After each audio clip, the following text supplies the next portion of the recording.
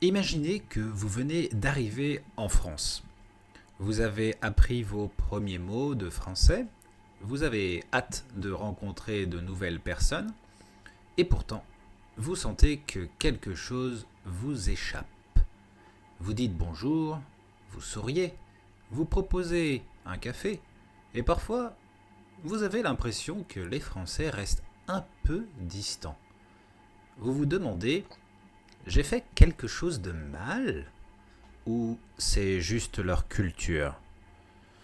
Dans cet épisode, nous allons explorer ce qui rend les Français uniques dans leurs relations. Comment ils créent la confiance et quelles attitudes et expressions peuvent vous aider à vous sentir vraiment intégré. Bonjour, je suis Jonathan, professeur de français natif et coach pour tous ceux qui souhaitent gagner en confiance en français. Dans mon podcast, toutes les semaines, vous allez améliorer votre compréhension du français, mais aussi à débloquer votre apprentissage et enfin à mieux comprendre les codes culturels français. Sachez que vous pouvez accéder à la transcription gratuite et aux flashcards sur mon site web www.tavieenfrançais.com. Et si vous avez un moment, vous avez aussi la possibilité d'évaluer ce podcast avec une étoile et un commentaire. Alors pourquoi vous pouvez avoir la sensation que c'est plus difficile de créer de la confiance dans vos relations avec les Français ? Vous devez le savoir, la confiance ne se construit pas immédiatement. Peut-être qu'en France, on peut le ressentir un peu plus que dans d'autres pays. Bon, je ne sais pas. J'imagine que ça dépend de chacun et de sa personnalité, non ? Au début, on peut penser que les Français peuvent sembler réservés. Ce n'est pas de la froideur, mais une manière de tester la relation peut-être. On va peut-être plus le remarquer en ville qu'à la campagne. C'est possible. Je ne sais pas si c'est pareil dans votre pays, mais en fait, on observe si la personne est sérieuse et authentique avant d'ouvrir le cercle plus intime. Par exemple, un collègue de travail peut mettre du temps avant de vous inviter à déjeuner, mais le jour où cela arrive, c'est un signe très clair d'intégration et de confiance. Les Français aiment prendre leur temps avant de considérer quelqu'un comme un véritable ami. Dans des cultures anglophones ou hispanophones, on peut rencontrer une personne un vendredi, partager un café le lendemain, et peut-être déjà l'appeler friend ou amigo. En France, c'est un peu différent. Le mot friend a plusieurs significations selon le degré de confiance. Au début, vous êtes plutôt une connaissance, c'est-à-dire quelqu'un que l'on connaît, mais pas encore intimement. Avec le temps, si l'on partage des discussions, des repas et des expériences communes, la relation devient plus solide. Et cette personne peut alors être appelée un copain pour un homme, un pote pour les plus jeunes, ou alors une copine pour une femme. Vous allez me dire, mais Jonathan, copain ou copine, ça ne veut pas dire boyfriend ou girlfriend ? Eh bien, pas si vous dites un copain ou une copine. Bon, ne vous inquiétez pas, si vous voulez y comprendre un peu plus à ce sujet, j'avais déjà fait un épisode, un de mes premiers d'ailleurs, l'épisode numéro 11, intitulé « Mon petit ami change de nom ». Donc, pour revenir à ce que je vous disais, vous utilisez donc dans l'ordre le mot connaissance, puis le mot copain, et enfin pour parler d'un ami, alors là, oui, bon, ça va prendre un peu plus de temps. On considère une personne qui est une amie ou un ami, la personne avec laquelle on va vraiment se confier.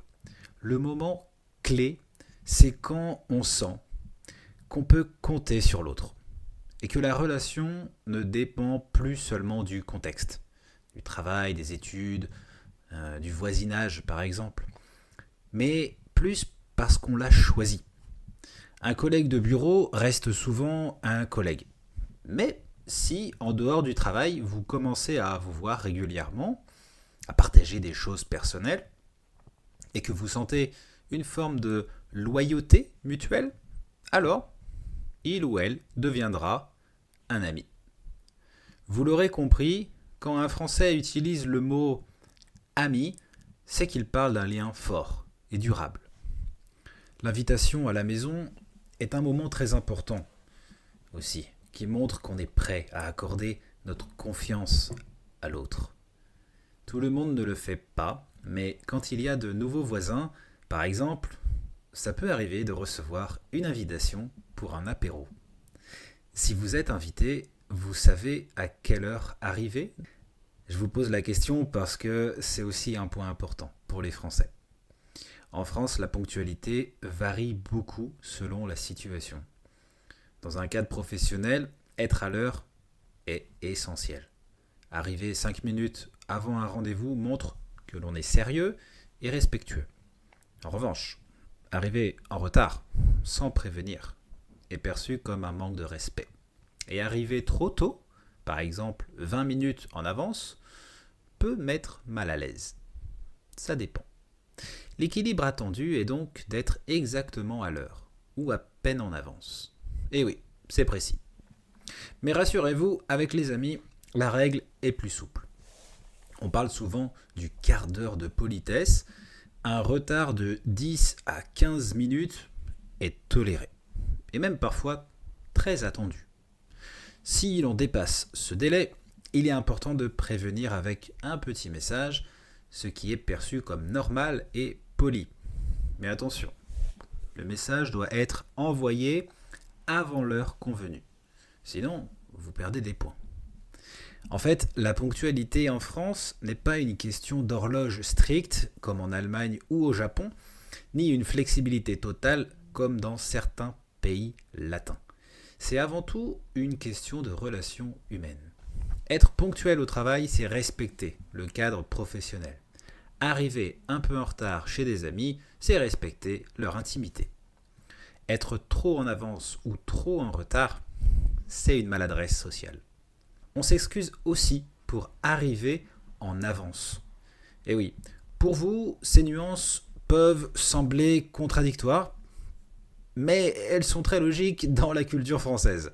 En fait, il s'agit toujours de trouver le bon équilibre entre sérieux et convivialité. En France, la confiance se construit aussi à travers les comportements quotidiens et les petites attentions. La politesse de base est très importante, vous le savez. Dire bonjour en entrant dans un magasin, dans un bureau ou simplement en croisant quelqu'un dans la rue, à la campagne, est un signe de respect. Ne pas saluer peut être perçu comme de la froideur ou un manque de considération. Même si cela paraît simple, c'est souvent le premier pas vers la confiance. Un autre élément clé est l'approche dans les conversations. En France, pour apprendre à connaître quelqu'un, les premières questions sont souvent polies, ouvertes et orientées vers la conversation plutôt que vers l'information brute. Une question très classique est « Vous faites quoi dans la vie ?» ou « Tu fais quoi dans la vie ?» Elle ne concerne pas seulement le métier, mais permet aussi de parler des passions, des projets ou de l'identité sociale. À ça, n'hésitez pas à poser la même question. Et vous, vous faites quoi dans la vie ? Ou et toi, tu fais quoi dans la vie ? Et là, il vous faudra faire preuve d'écoute pour montrer votre intérêt et continuer la conversation. Changer de sujet directement peut être un peu maladroit. Okay ? D'ailleurs, si vous savez quand dire vous faites quoi dans la vie ou tu fais quoi dans la vie, contrairement à certaines cultures anglophones ou hispanophones où tout le monde se tutoie facilement, en France, le vouvoiement est la norme au début d'une relation. Il établit une distance respectueuse et permet de jauger le degré de formalité. Entre fournisseurs et clients, dans le monde professionnel, le vouvoiement, c'est-à-dire utiliser le vous, est indispensable. Quand quelqu'un propose de passer au tutoiement, donc votre chef, un professionnel, une personne plus âgée, ou votre belle famille française en général, c'est un signe clair de proximité et de confiance. Il vous posera cette question. On se tutoie ? On se tutoie ? C'est un moment symbolique très fort qui marque le passage d'une relation polie à une relation plus intime et authentique. Si vous voulez plus d'informations sur savoir quand tutoyer ou vous voyez, écoutez l'épisode numéro 2 de mon podcast. D'ailleurs, cette semaine, j'ai vu un documentaire sur le personnel médical en France qui a dû soigner les victimes des attentats du 13 novembre à Paris. Et pendant le reportage, il y avait une infirmière qui racontait sa relation avec une victime gravement blessée.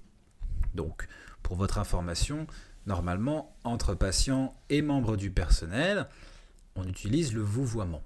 Et en fait, ce qu'il s'est passé, c'est qu'en racontant son expérience dramatique, elle s'est mise à pleurer d'émotion parce qu'elle nous disait que la situation était tellement inédite et dramatique et que le lien était tellement fort avec le patient qu'elle s'est rendue compte après qu'elle était en train de tutoyer le patient.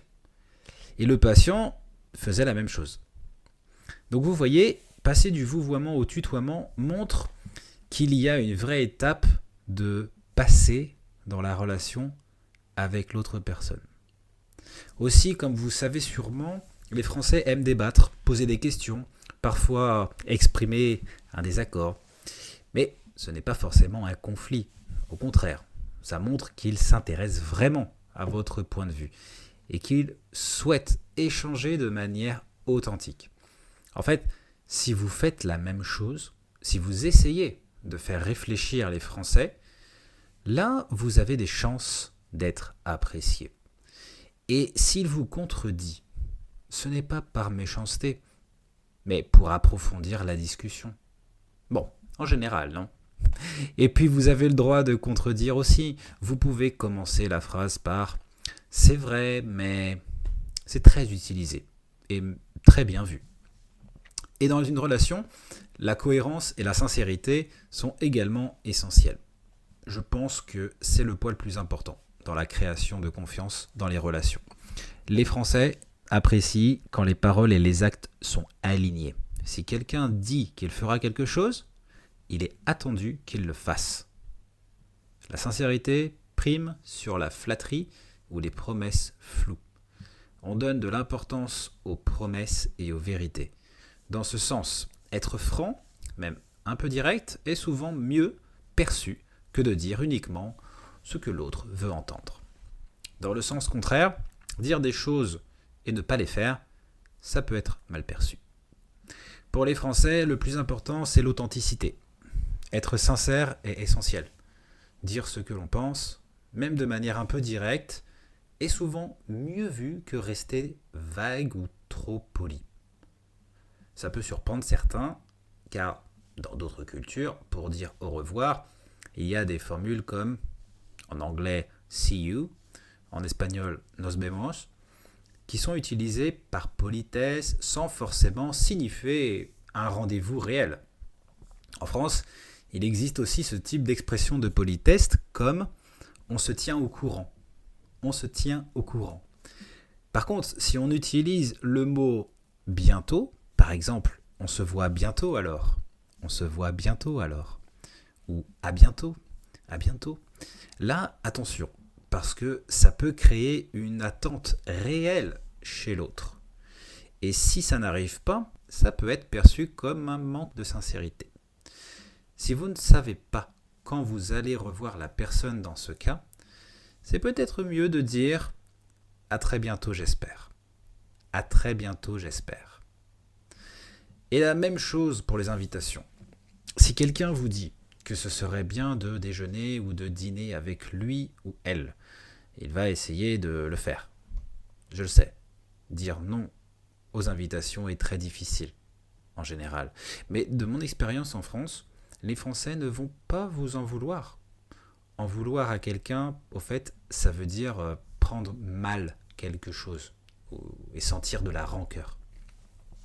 Alors oui, c'est vrai que les Français donnent une grande importance au repas et aux moments partagés, et on peut penser que si on refuse l'invitation, on va briser leur cœur.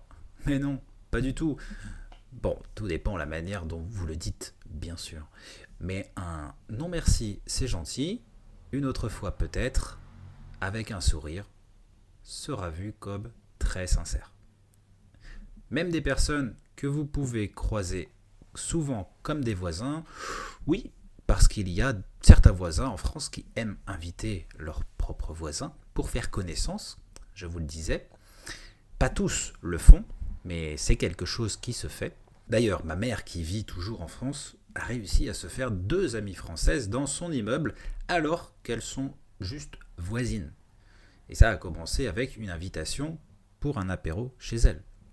Donc voilà, on pourrait dire que la confiance à la française n'est pas instantanée, mais lorsqu'elle s'installe, elle est profonde et authentique.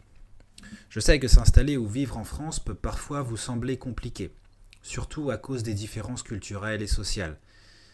Pour vous intégrer, il est vraiment important de comprendre que la confiance en France ne s'acquiert pas immédiatement. Je pense que ça, c'est partout en fait. Avec mon expérience à l'étranger, j'ai aussi personnellement eu du mal à me faire des amis, que ce soit en France ou en Espagne. Ce n'est pas une population plus compliquée qu'une autre. Je pense que dans n'importe quel pays où on va, comme il y a tellement de codes culturels à comprendre, on va toujours penser que certains sont froids avec nous, mais en fait, peut-être ce sont des approches différentes. Si vous trouvez que certaines personnes semblent un peu distantes au début, ne le prenez pas personnellement. C'est simplement leur manière de tester la sincérité et l'authenticité de vos relations, peut-être. Moi, je vous conseille de montrer de la curiosité pour la langue et la culture française. Même si vous faites des fautes, faire l'effort de parler français est très apprécié et vous permettra de créer du lien plus rapidement parce qu'ils savent que vous n'êtes pas natif. Utilisez ça et riez du fait que vous n'avez pas encore le niveau en français. En vrai, ça vous rendra beaucoup plus authentique. Les Français valorisent beaucoup ceux qui essayent réellement de s'intégrer, ceux qui font des efforts, même imparfaitement, plutôt que ceux qui restent dans leur zone de confort linguistique et culturelle. Et comme ça, vous montrerez une vraie ouverture d'esprit. C'est important. Comprenez aussi que le désaccord ou le débat n'est pas considéré comme un affront.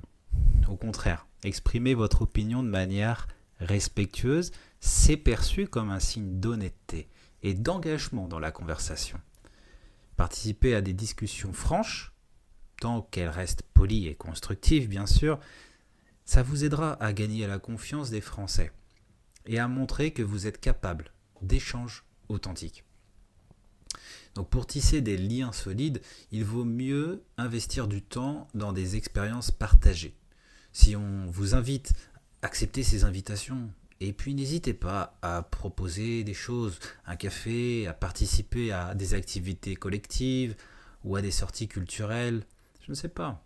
Ça ne veut pas dire que vous trouverez des meilleurs amis.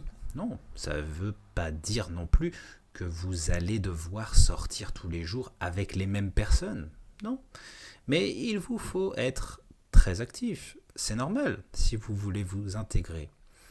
En résumé, pour vous intégrer en France, observez, soyez patient, montrez votre curiosité et surtout restez sincère.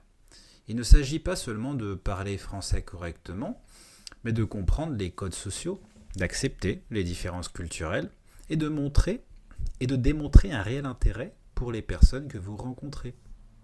Plus vos comportements seront cohérents et naturels, plus il vous sera facile de créer des relations intéressantes et de vous sentir accepté dans la vie sociale française.